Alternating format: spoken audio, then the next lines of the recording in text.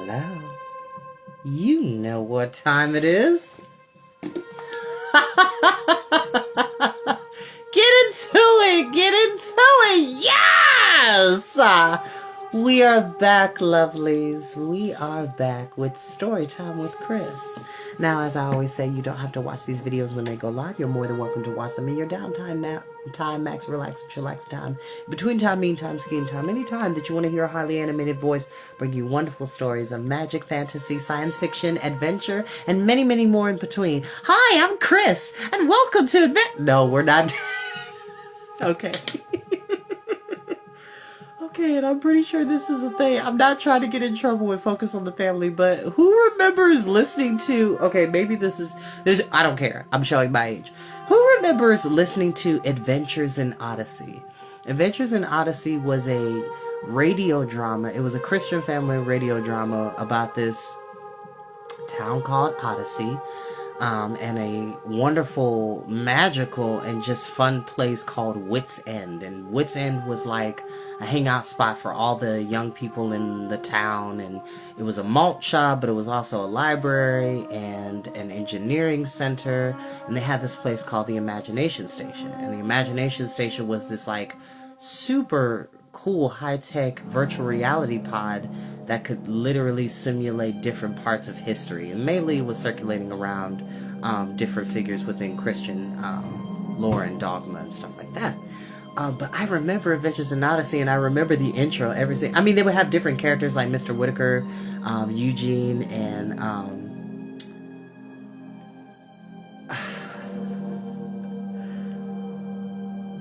just so many great characters. I'm trying to remember. Connie! Yes, Connie. And I'm trying to remember her last name. John Avery Whitaker, Eugene Melsner, and I think it was Connie Kendall. I think her name was. Anyway, it was just a great series, and it's still going if I'm not mistaken. And they used to have an animated series of Adventures in Odyssey, fun fact. But I always remember the intro.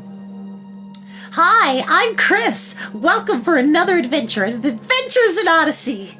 This episode was brought to you by Focus on the Family. When in Doubt was written by John Musker and Ryan Gridley. I just remember that fun, exuberant narrator just coming in, or was just like, last time on Adventures in Odyssey, because that show would get pretty serious. It was like, it really was a drama. So there was like some episodes that were very comedic and others that were very serious, talking about some pretty serious topics like natural disasters, environmentalism, murder in some cases, solving a murder, assassination attempts, people trying to take over Wits End for evil purposes and using its technology to like take over the world. It's very cool, and I loved listening to Adventures in Odyssey, and I know there are still cassette tapes of my episodes of Adventures in Odyssey in my mom's house in a box somewhere. So yeah, shout outs to anybody who remember either listening or watching Adventures in Odyssey, which honestly I feel like that could make a comeback. It was a really cool series. I can explain why I also think it's cool with the way I self-identify and the way that I felt comfortable listening to it, but that's another conversation for another day. We're here. So technically I owe y'all 4 chapters because I missed last week. I needed to take a mental health break. I had lost somebody very dear to me on top of other bad news that I had gotten these last couple months, actually. I don't typically like to broadcast my personal struggles on social media, but I am willing to divulge some tidbits of information so that other people who may also be going through things can also feel comfortable and feel open enough into the space to either share or at least find some common ground or relatability and synchronicities between those things. Kids, it's never a bad thing to express when you're hurting. It is not a bad thing to let people know that you're not okay. It's okay to not be okay, but it's also okay to tell other people that you're not okay.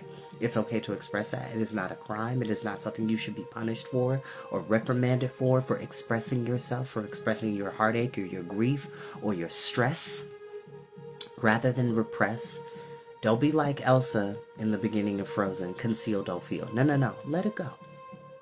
I know that was corny to use a Frozen reference, but let it go. Let go of that stress. Let go of that heartache. Let go of that self-doubt. And love on yourself and forgive yourself. Because if nobody else told you, I love you. I love you very, very much. And you're special. Because you exist. Because the world is made better because there are different people like you that exist. And if nobody else told you today, sweetie, I love you. And I'll always love you. Just like somebody took the time to love me, so thank you.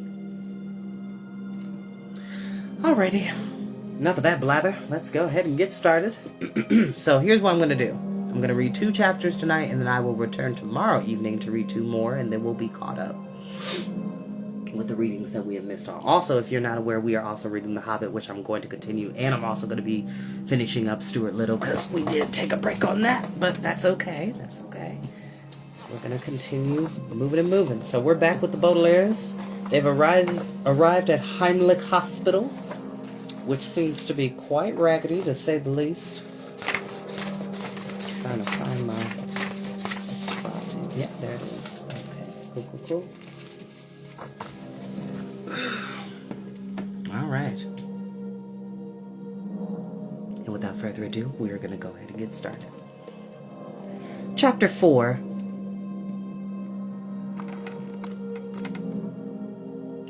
Whether you have been sent to see the principal of your school for throwing wet paper towels at the ceiling to see if they stick, or taken to the dentist to plead with him to hollow out one of your teeth so they can smuggle a single page of your latest book past the guards at the airport, it is never a pleasant feeling to stand outside the door of an office as the Baudelaire orphans stood at the door reading Office of the Head of Human Resources. They were reminded of all the unpleasant offices they had recently visited. On the very first day at Proof Rock Preparatory School, before they had even met Isadora and Duncan Quagmire, the Baudelaires had visited the office of Vice Principal Nero and learned about all of the Academy's strict and unfair rules. When they worked at Lucky Smell's lumber mill, the siblings had been summoned to the office of the owner, who had made clear just how dreadful their situation really was. And of course Violet, Klaus, and Sonny had been many, many times to Mr. Poe's office at the bank, where he coughed and talked on the phone and made decisions about the Baudelaire's future that had not proved to be good ones. But even if the children had not had all these unfortunate experiences in offices, it was perfectly understandable that the Baudelaire children had to stand for a few moments in front of the 17th door on the left and gather their courage to knock. "I'm not sure we should take this risk," Violet said. "If Babs has read this morning's edition of the Daily Punctilio, she'll recognize us as soon as we walk through the door. We might as well be knocking on the door of our jail cell."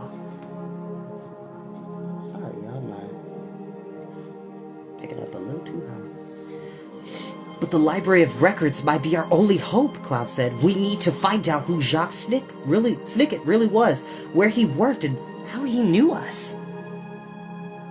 If we get some evidence, we could convince people that Count Olaf is still alive and that we're not murderers."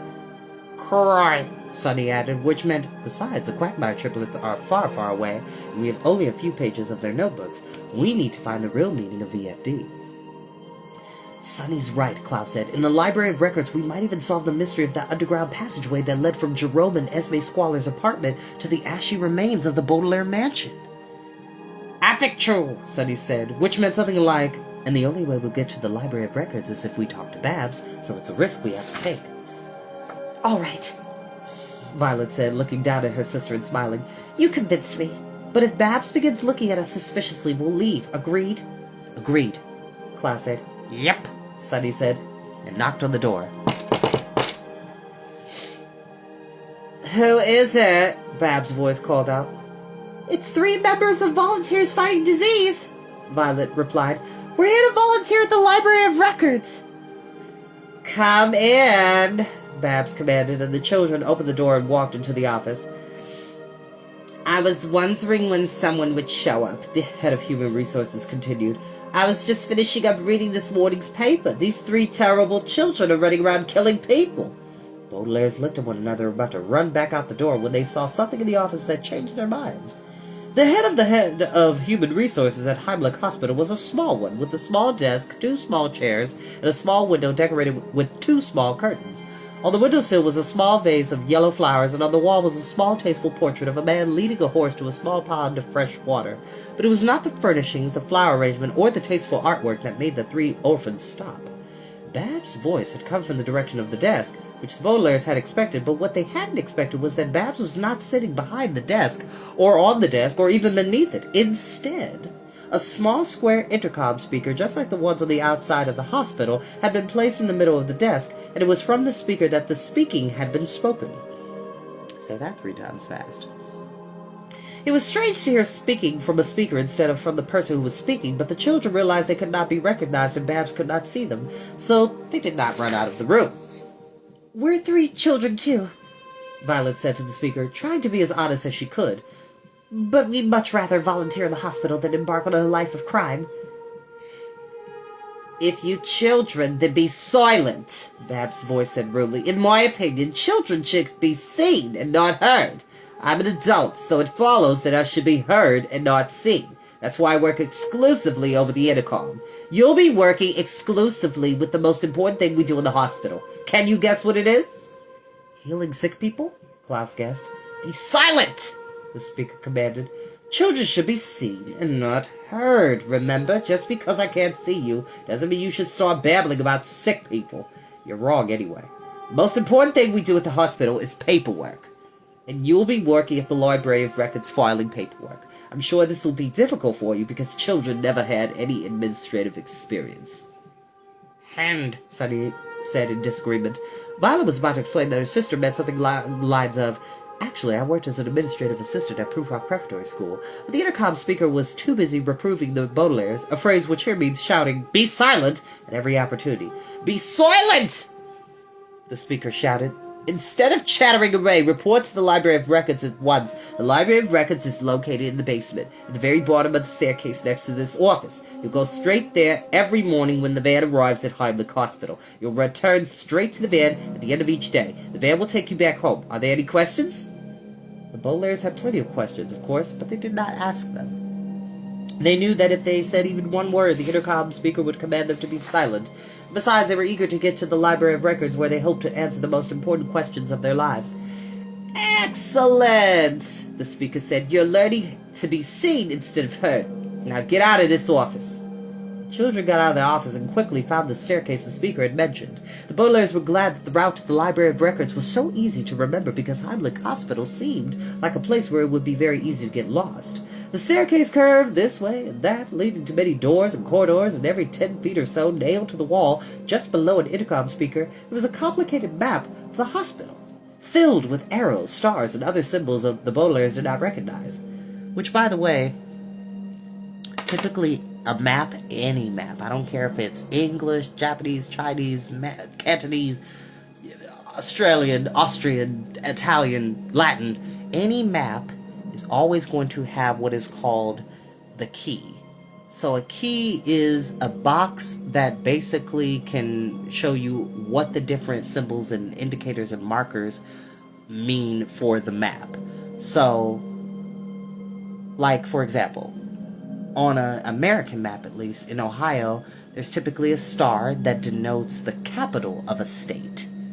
There are small dots that show the different towns, villages, cities in the state, but the star is an indicator to point out this is the capital of this state, and the capital of Ohio is Columbus, which personally, I feel like the capital of Ohio should be Cleveland, but that's just my own opinion, because I'm from Cleveland.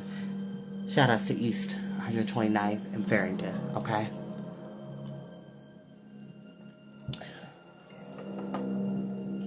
Well, it can also be called a key or a legend. So a legend or a key is a box that indicates the meaning of the different symbols upon a map. If you ever get lost and can't figure out what something is, just look for that box. It's either on the front or the back of the map.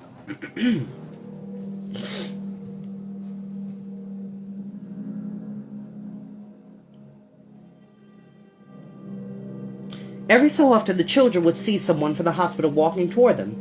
Although neither the volunteers fighting disease nor the head of human resources had recognized the 3 children, and was certain that someone in the hospital must have read the Daily Punctilio, the Baudelaires did not want to be seen or heard, and they would have had to turn and face the wall, pretending to consult the map so anyone walking by would not see their faces. That was close, Violet sighed in relief, when a group of chatting doctors had gone by without even glancing at the youngsters. It was close, Klaus agreed, and we don't want to get any closer. I don't think we should get back on the van at the end of the day, or any other day. Sooner or later, we're bound to be recognized. You're right, Violet said. We'd have to walk back through the hospital every day, just to get to the van. But where will we go at night? People will think it's odd if 3 children are sleeping in the Library of Records. Half, Sunny suggested.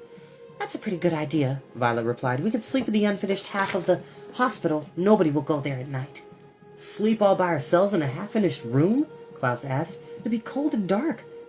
Can't be much worse than the orphan's shack at Proof Rock Prep, Violet said. Danya, Sunny said, which meant, or the bedroom at Count Olaf's house. Klaus shuddered, remembering how terrible it was when Count Olaf had been their guardian. You're right, he said, stopping at a door which read Library of Records. The unfinished wing of the hospital can't be that bad. Bowlers knocked on the door, which opened almost immediately to reveal one of the oldest men they had ever met, wearing one of the tiniest pair of glasses they had ever seen. Each lens was scarcely bigger than a green bean, and the man had to squint in order to look at them. My eyesight isn't what it used to be, he said, but you appear to be children. And you're very familiar children, too. I'm certain I've seen your faces somewhere before. Bowlers looked at one another in panic, not knowing whether to dash out of the room or try to convince the man he was mistaken. We're new volunteers, Violet said. I don't think we've ever met before. Babs assigned us to work in the Library of Records, Klaus said. Well, you've come to the right place, the old man said with a wrinkled smile. My name is Hal. I've worked here in the Library of Records for more years than I like to count. I'm afraid my eyesight isn't what it used to be, so I asked Babs if some volunteers could help me. Wallach, Sunny said. My sister says we're very happy to be of assistance, Violet said, and we are. Well, I'm glad to hear that, Hal said, because there's a lot of work to be done. Come on in, and I'll explain what you have to do. The Baudelaires walked through the door and found themselves in a small room with nothing much in it but a small table that held a bowl of fresh fruit. This is the library? Klaus said. Oh, no, the old man said. This is just an antechamber. A small room I'm using to store my fruit. If you get hungry during the day, you may help yourself to something out of the bowl. Also, this is where the intercom is, so we'll have to report here whenever Babs makes an announcement. He led them across the room to a small door and took a loop of string out of the pocket of his coat. On the loop of string were hundreds of keys, which made tiny clanging noises as they jostled one another.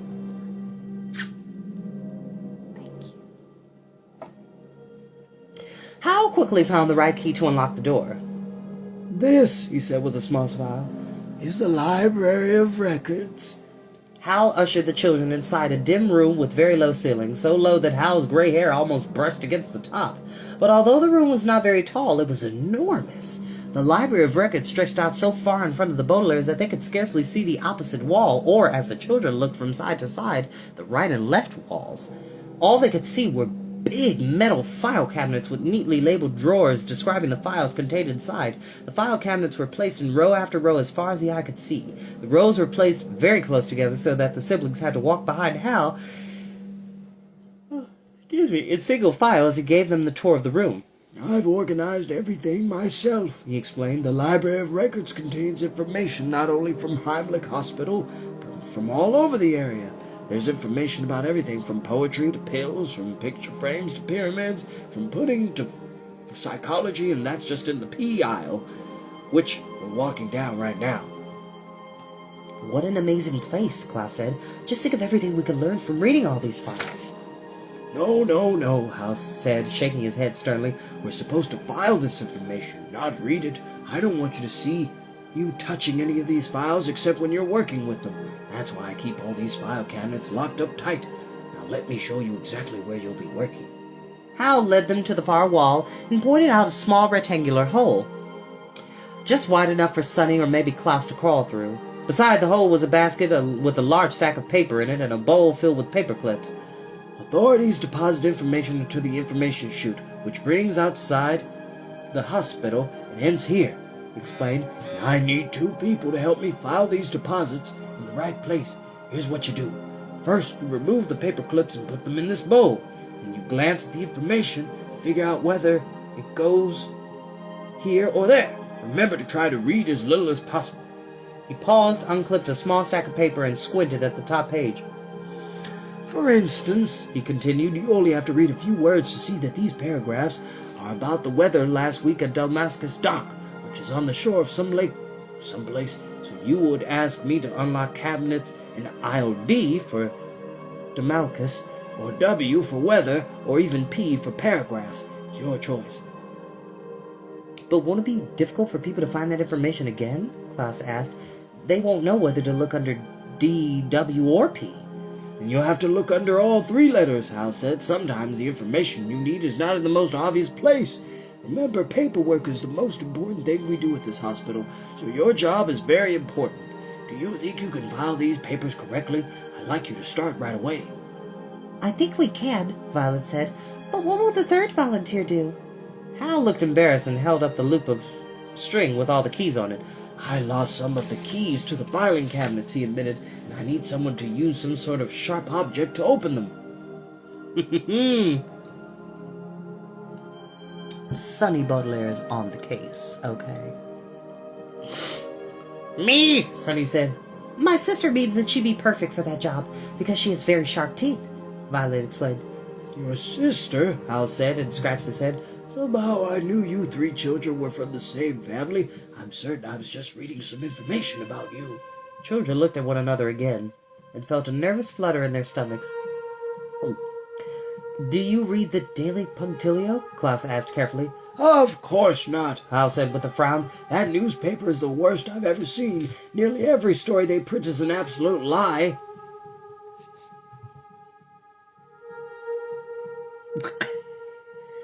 Baudelaire smiled in relief. We can't tell you how happy we are to hear that, Violet said. Well, I guess we better get to work. Yes, yes, Hal said. Come on, little one. I'll show you where the locked cabinets are, and you two start filing. I just wish I could remember. The old man's voice trailed off, and he snapped his fingers and grinned. There are many reasons, of course, why someone might snap their fingers and grin. If you heard some pleasing music, for instance, you might snap your fingers and grin to demonstrate that the music had charms that could soothe your savage breast.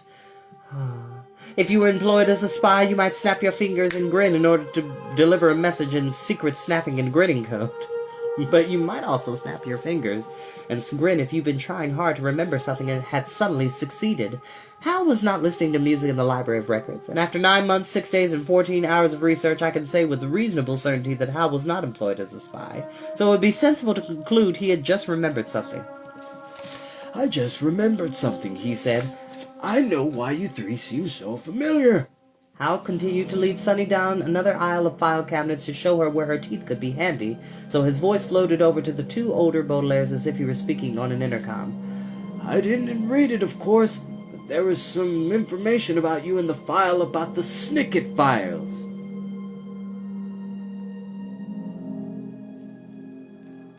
Chapter 5. I just don't understand it, said Klaus, which was not something he said very often. Violet nodded in agreement and then said something she didn't say very frequently either. It's a puzzle I'm not sure we can solve. Partristi kama la videla rector mexti, Sunny said, which meant something like she had said only once before. It meant something along the lines of, I must admit I don't have the faintest idea of what is going on. And the first time the youngest Baudelaire had said it, she had just been brought home from the hospital when she was born, and was looking at her siblings as they leaned over her crib to greet her.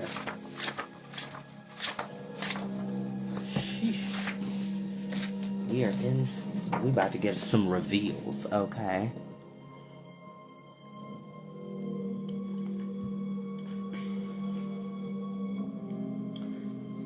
This time she was sitting in the unfinished wing of the hospital where she worked, and was looking at her siblings as they tried to guess what Hal had meant when he had mentioned the Snicket fires. If it had been with the children, I would have been able to tell them a long and terrible story about men and women who joined a noble organization only to find their lives wrecked by a greedy man and a lazy newspaper. But the siblings were alone, and all they had of the story were a few pages from the Quagmire notebooks. It was night, and after working all day in the Library of Records, the Baudelaire orphans had made themselves as comfortable as they could in the half-finished section of Heimlich Hospital. And I'm sorry to say the phrase, as comfortable as they could, here means not very comfortable at all. Violet had found a few flashlights designed to be used by builders working in dark corners, but when she arranged them to light up their surroundings, the light only made clear just how filthy the surroundings really were. Klaus had found some drop cloths designed to be used by painters who did not want to drip paint on the floor, but when he wrapped them around himself and his sisters, the warmth only made clear just how freezing it was when the evening wind blew through the sheets of plastic that were nailed to the wooden boards, and Sunny had used her teeth to chop up some of the fruit in Hal's bowl to make a sort of fruit salad for dinner, but each handful of chopped fruit only made clear just how inappropriate it was to be living in such a bare and lonely place. But even though it was clear to the children how filthy, freezing, and inappropriate their new living quarters were, nothing else seemed clear at all. "We wanted to use the Library of Records to learn about Jacques Snicket," Violet said, "but we might end up learning more about ourselves. What in the world do you think is written about us in that file Hal mentioned?" "I don't know," Klaus replied, "and I don't think Hal knows either. He said he doesn't read any of the files." Serge, Sunny said, which meant I was afraid to ask him any more about it. "Me too," Violet said. "We simply can't call attention to ourselves. Any minute now, Hal could learn what we're wanted for murder, and we'd be dragged off to jail before we learn anything more." "We've already escaped from one jail cell," Klaus said. "I don't know if we could do it again." "I thought if we had a chance to look over these pages from Duncan and Isadora's notebooks," Violet said, "we would find the answers to our questions. But the Quagmire notes are very difficult to read." Klaus frowned and moved a few fragments of the Quagmire pages around as if they were pieces of a jigsaw puzzle. "The harpoon gun tore through these pages to shreds," he said. "Look what Duncan has written here. Jacques Snicket worked for VFD, which stands for Volunteer," and then it's ripped right in the middle of the sentence. Excuse me. "And on this page," Violet said, Picking up a page I can barely bear to think about, it reads, "In photographs and in each public place, Snicket rarely shows his face." "Isadora must have written this one. It's a rhyming couplet." "This scrap says apartment," Klaus said, "and has what looks like half of a map. That might have to do with the apartment where we lived with Jerome and Esme Squalor." "Don't remind me," Violet said, shuddering at the thought of all the misfortune the children had encountered at 667 Dark Avenue. Rebave, Sunny said, pointing to one of the pieces of paper. "This page has two names on it," Violet said. "One name is Alfoncoot." "That's the man who wrote that horrible play Olaf forced us to perform," Klaus said. "I know," Violet said, "but the other name I don't recognize. Anna Graham?" "Well, the Quagmires were researching Count Olaf and his sinister plot," Klaus said. "Maybe Anna Graham is one of Olaf's associates." "It's probably not the hook-handed man," Violet said, "or the bald man with the long nose. Anna is not usually a man's name." "Could be the name of one of the white-faced women," Klaus said. Orlando, Sunny said, which meant, or the one who looks like neither a man nor a woman. "Or someone we haven't even met yet," Violet said with a sigh and turned her attention to another piece of paper. "This page isn't ripped at all, but all it has on it is a long list of dates. Looks like something was going on every 12 weeks or so." Klaus picked up the smallest piece and held it up for his sisters to see. Behind his glasses, his eyes looked very sad. "This piece just says, fire," he said quietly, and the three Baudelaires looked down sadly at the dusty floor. With any word, there are subconscious associations, which simply means that certain words make you think of certain things, even if you don't want to. Excuse me. The word cake, for example, might remind you of your birthday, and the words prison warden might remind you of someone you haven't seen in a very long time. The word Beatrice reminds me of a volunteer organization that was swarming with corruption, and the word midnight reminds me that I must keep writing this chapter very quickly, or else I will probably drown. But the Baudelaires had all sorts of subconscious associations with the word fire, and none of them were pleasant to think about. The word made the children think of Hal, who had mentioned something about the Snicket fires that afternoon in the Library of Congress. Fire made the youngsters think of Duncan and Isadora Quagmire, who had lost their parents and their brother quickly in a fire. And of course the word fire made the Baudelaires think of the fire that had destroyed their home and begun the unfortunate journey that had led them to the half-finished wing of Heimlich Hospital. The three children huddled quietly together under the drop cloths, getting colder and colder as they thought about all the fires and subconscious associations that were in the Baudelaires' lives.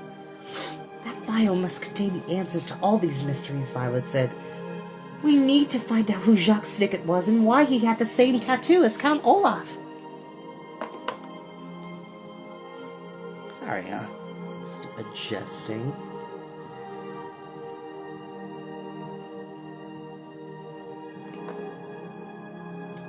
There we go.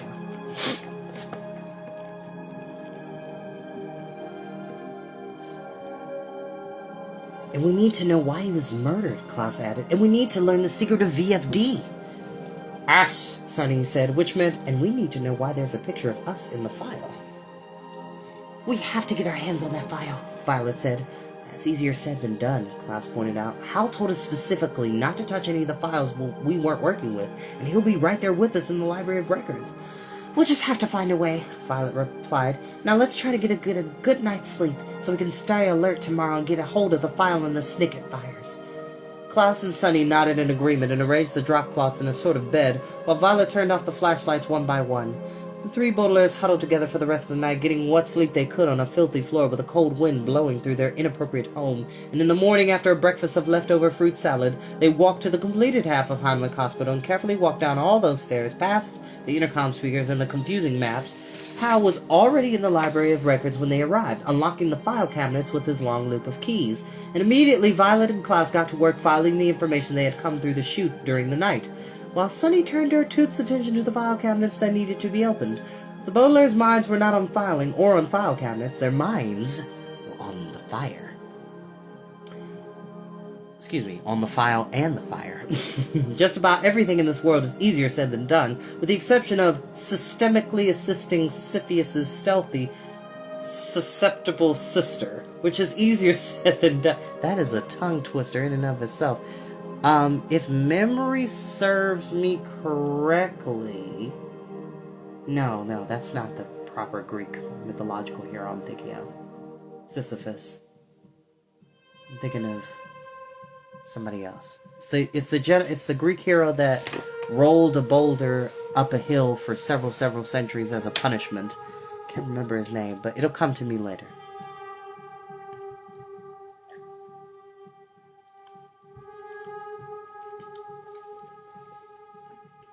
But it is frustrating to be reminded of this fact as Violet filed a piece of paper containing information on a cuttlefish under M for mollusks. She said to herself, I'll just walk down the S aisle and look under Snicket. But Hal was already in the S aisle, filing away paintings of sewing machines, and she could not do what she said. As Klaus filed a survey of thimbles under P for protection of the thumb, he said to himself, I'll just walk down the F aisle and look under F for fires. But at that time, Hal had moved to the F aisle and was opening a file cabinet to rearrange biographies of famous Finnish fishermen. So Finnish, coming from the land of Finland.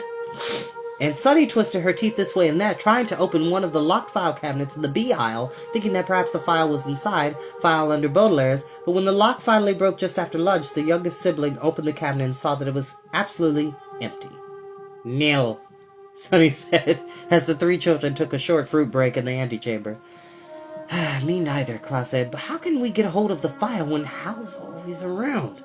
Maybe we could just ask him to find it for us, Violet said. If this were a regular library, we could ask the librarian for help. In the Library of Records, maybe we should ask Hal.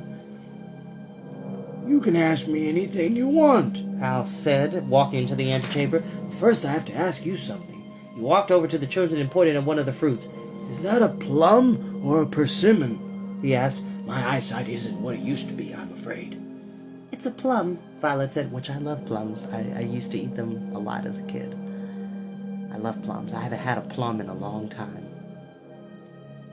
That and peaches. I love eating peaches and oranges, nectarines, clementines, tangerines, apples, pears.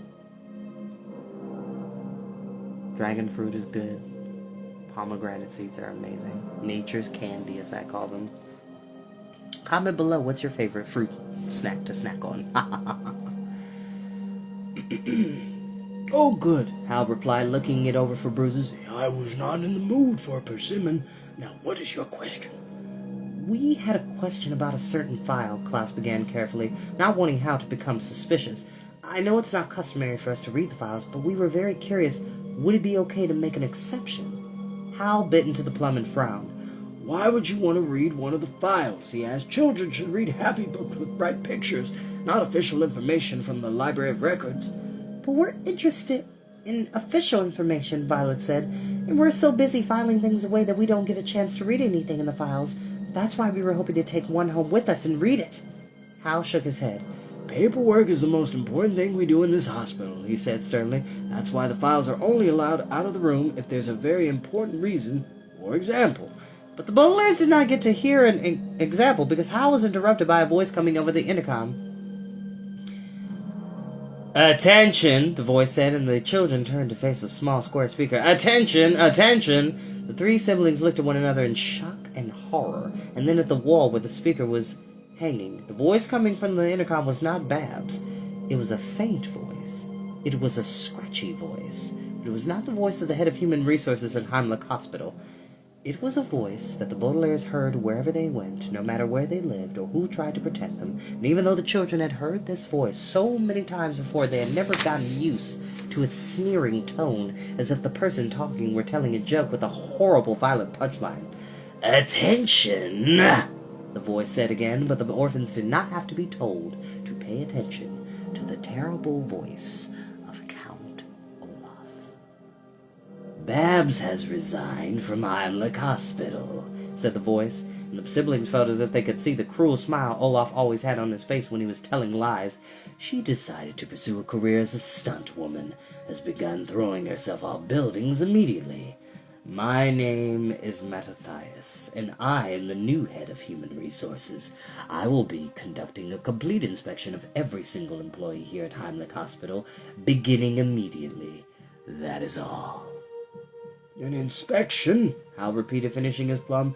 "What nonsense! They should finish the other half of this hospital instead of wasting time inspecting everything." "What happens during an inspection?" Violet asked.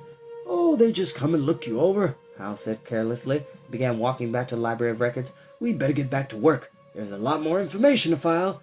"We'll be along in a moment," Klaus promised. "I'm not quite done with my fruit." "Well, hurry up," Hal said, and left the anteroom. Baudelaires looked at one another in worry and dismay. "He's found us again," Violet said, talking quietly so Hal could not hear them. She could barely hear her own voice over the sound of her heart pounding with fear. "He must know we're here," Klaus agreed. "That's why he's doing the inspection, so he can find us and snatch us away." Tell! Sonny said. "What can we tell?" Klaus asked. "Everyone thinks Count Olaf is dead. They won't believe three children if we say that he's disguised himself as Mattathias, the new head of human resources. Particularly three children who are on the front page of the Daily Punctilio," Violet added. "Wanted for murder. Our only chance is to get that file on the Snicket fires and see if it has any evidence that would bring Olaf to justice. But files aren't allowed out of the Library of Records," Klaus said. "Then we'll have to read them here," Violet said. "That's easier said than done," Klaus pointed out. "We don't even know what letter to look under, and Hal will be right in the room with us all day long." Night! Sonny said. "You're right, Sonny," Violet said. "Hal is here all day long, but he goes home at night. When it gets dark, we'll sneak back over here from the half-finished wing. It's the only way we'll be able to find the file." "You're forgetting something," Klaus said. "The Library of Records will be locked up tight. Hal locks all the file cabinets, remember?" "I hadn't thought of that," Violet admitted. "I can invent one locket pick, but I'm not sure I'll have time to invent enough lockpicks to work on all those cabinet files." Dishu! Sonny said, which meant something like, "And it takes me several hours to open one cabinet with my teeth." "Without the keys, we'll never get the file," Klaus said. "And without the file, we'll never defeat Count Olaf. What can we do?" The children sighed and thought as hard as they could, staring in front of them as they did so. As soon as they stared in front of them, they saw something that gave them an idea. The thing they saw was small and round and had colorful and shiny skin. And the youngsters could see that it was a persimmon. But when the Baudelaires knew that if someone's eyesight wasn't what it used to be, it might look like a plum. The Baudelaire orphans sat and stared at the persimmon and began to think how they might fool someone into thinking one thing was really another. And that is where we will end for today. Thank you all so very much. And before I end this evening, I want to say thank you, God bless you, to all my friends near and far who really have shown up and shown out. I'm not going to cry. I've done enough crying this past few weeks.